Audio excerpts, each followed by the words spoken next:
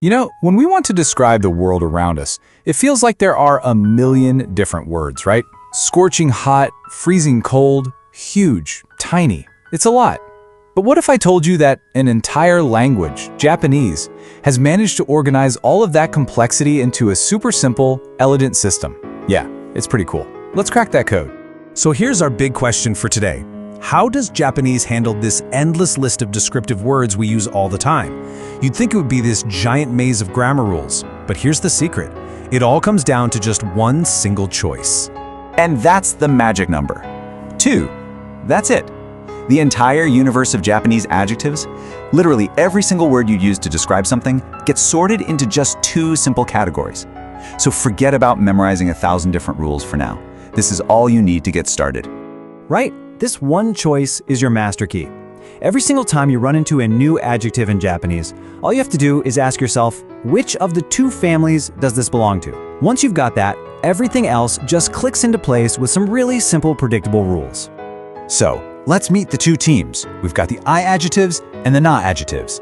Every descriptive word in Japanese is on one of these 2 teams.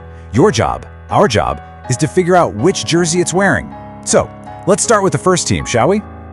First up to bat, the I adjectives.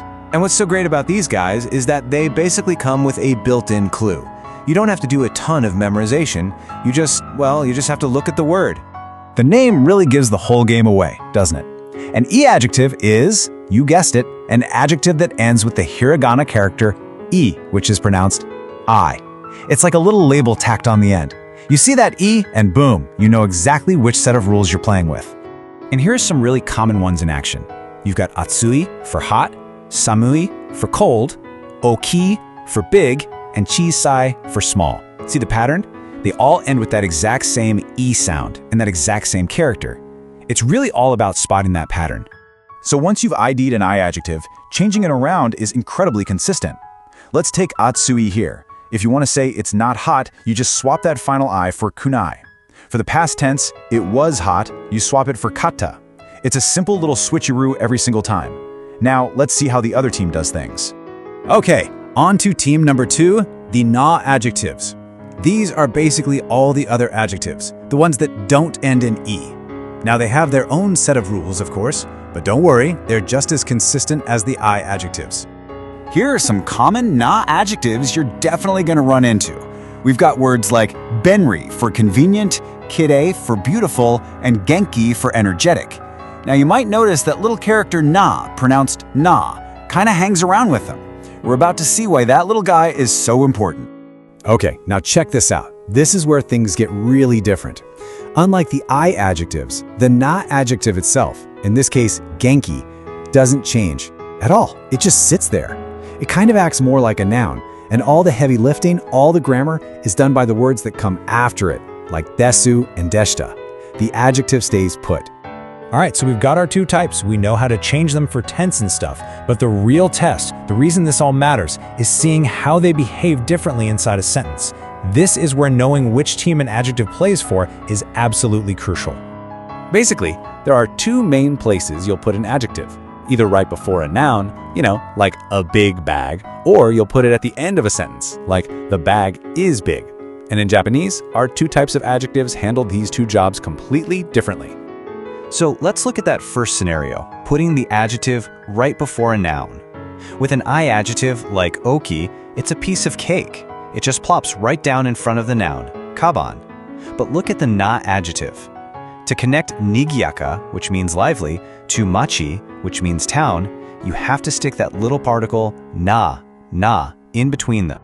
This is the key. Just think of that na as glue. Whenever a na adjective comes before a noun, you need that little bit of na glue to stick it to the word it's describing. I adjectives, on the other hand, they're just naturally sticky. They don't need any help. But here's the twist. Here's the real kicker. When that na adjective is at the end of the sentence, like in New York is lively, the glue disappears. The na is totally gone. This is a super common spot for learners to get tripped up, but now you see the logic, right? The na is only there when it has a job to do, connecting the adjective to a noun that comes right after it. And that's basically the whole system. That's it. By understanding this one core difference, you literally have the key to using pretty much any Japanese adjective correctly. It's not about memorizing a million rules, it's just about making that one simple distinction.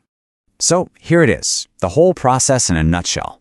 When you see a new adjective, first thing you do is spot its type. Does it end in E? Yup. Cool, it's an I adjective. Nope, it's an I adjective. Once you spotted the type, you know exactly which rulebook to open. Simple as that. Honestly, this two-category system is such a powerful tool for being able to describe the world around you in Japanese. So, now that you have the key, now that you understand how it all works, the only question left is, what are you going to describe first?